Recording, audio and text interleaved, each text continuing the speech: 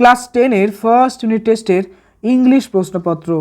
Class 10 first unit test, দেখো ইংলিশের এই প্রশ্নপত্রটি সম্পূর্ণ উত্তর সহ অ্যানালাইসিস করব।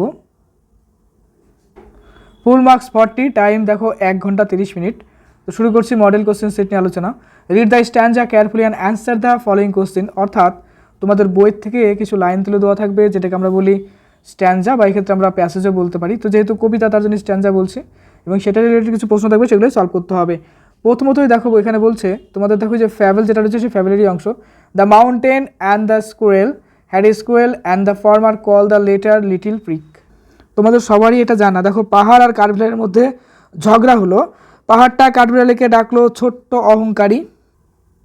তারপর দেখো আছে এখানে, Bun replied, you doubtless very big but all sort of things and weather must be taken in together to make up a year and a spare, and I think it no disgrace to occupy my place. If I am not so large as you, you are not so small as I, and not half so spry. I will not deny you make a very pretty squirrel track. টোটালটা পড়ে তারপর বাংলা মানে বলছি।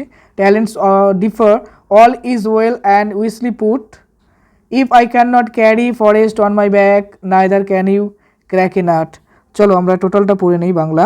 দেখো এখানে বলেছে, দেখো পাহাড় আর কাঠবিড়ালির মধ্যে কী হলো, ঝগড়া বাঁধলো। পাহাড়টা কাঠবিড়ালিকে ডাকলো ছোট্ট অহংকারী। কাঠবিড়ালি উত্তর দিল, তুমি নিঃসন্দেহে অনেক বড়, কিন্তু একটা বছর আর একটা গোলক তৈরি করতে সব রকম জিনিস আর আবহাওয়াকে একসাথে করতে হয়। আর আমার এই জায়গাটা দখল করাকে আমি কোনো লজ্জার বিষয় মনে করি না। আমি যদি তোমার মতো বড় নাও হই, তুমি আমার মতো ছোটও নয়, আর আমার অর্ধেক চটপটেও না, আমার মতো চটপটেও না।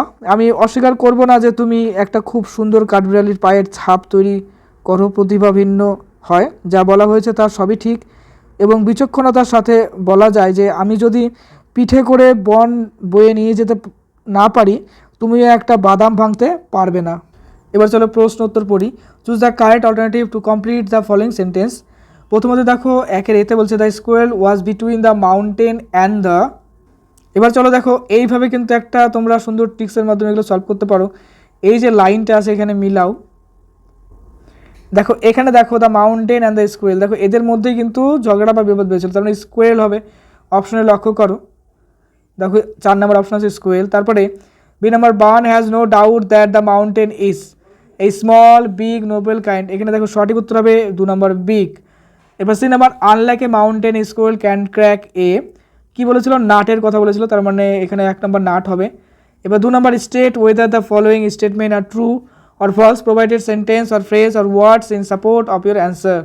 দেখো প্রথমতই আছে the mountain call the squirrel little one, এটা ভুল বলেছে, তাহলে ফলস হবে। কেন? এখানে দেখো সাপোর্টিং স্টেটমেন্টে লিখবো and the former call the latter little prig, তাই না? তারপরে নেক্সট আছে B number, the squirrel is superior than the mountain, এটা দেখো ট্রু হবে। সাপোর্টিং স্টেটমেন্টে বলবো you are not so small as I, বা and not half so spry, যাই হোক। এবার C number, the mountain can carry forest on its back, এটা হবে দেখো ট্রু। কারণটা কি?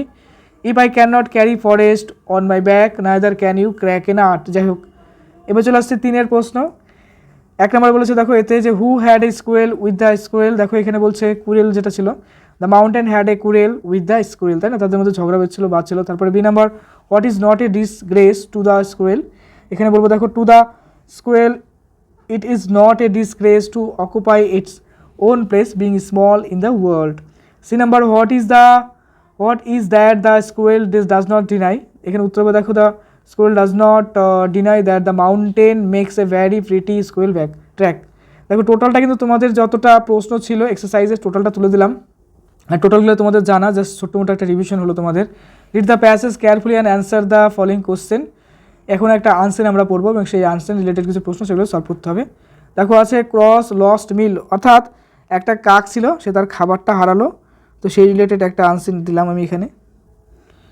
A hungry crow spotted a juicy piece of meat and flew to savor it, মানে একটা কাক ছিল, সে কী করলো, তার মুখের মধ্যে বেশ একটা রসালো একটা মাংস টুকরো নিয়ে উড়ে গেল, এবং একটি গাছের সে কিন্তু ডালের মধ্যে কিন্তু সে আশ্রয় নিল।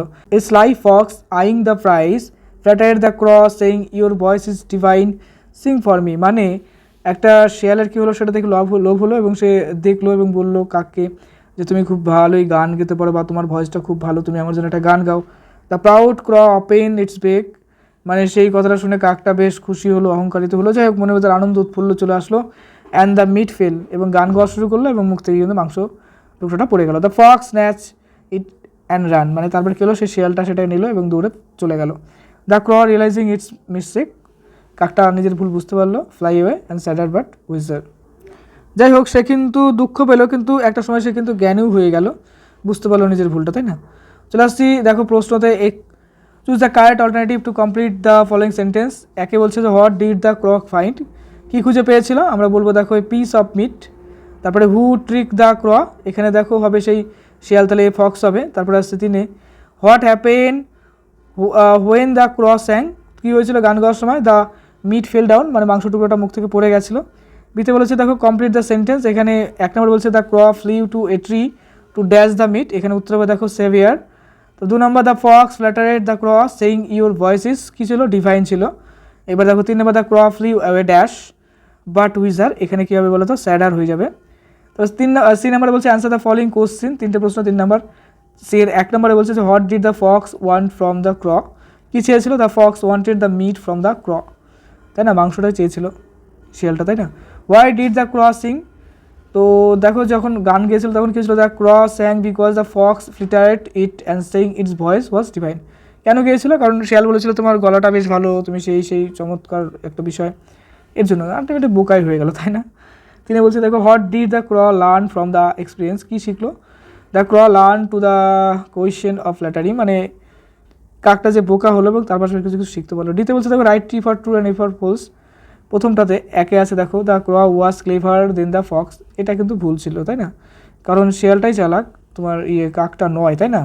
2 নম্বরে বলছে the fox got the meat, এটা কিন্তু সত্য, কারণ সে মিটটা পেয়েছিল। 3 নম্বর the crow was happy at the end, মানে লাস্টে সেই কাকটা খুব খুশি হয়েছিল না, এটা তো ছিল না, মিথ্যা হবে, ফলস হবে। গ্রামার অ্যান্ড ভোকাবুলারির প্রশ্ন দেখো, প্রথমত হচ্ছে change the voice of the following sentence, 3টে প্রশ্ন 3 নম্বর।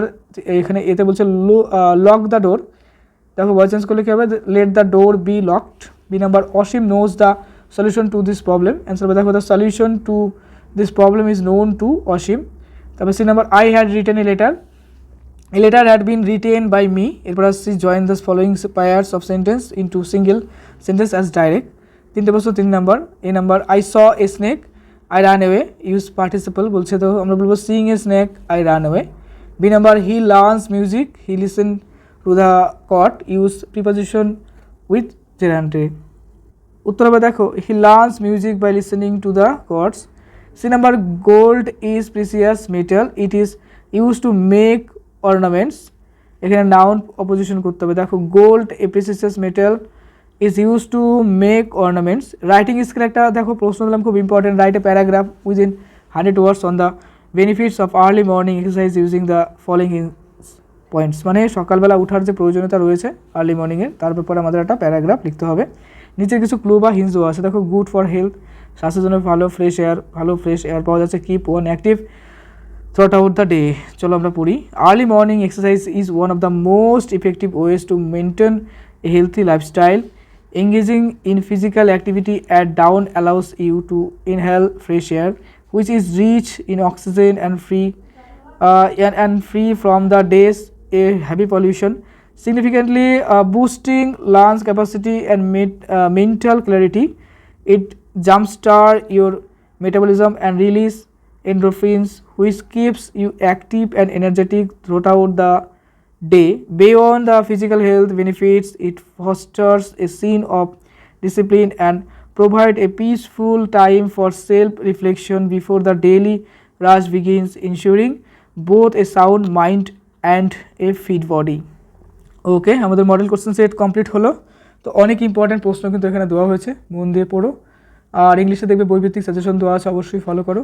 বেস্ট প্রিপারেশন এর জন্য অবশ্যই রিভিশন করো। Best of luck for your best preparation. খুব ভালো থেকো।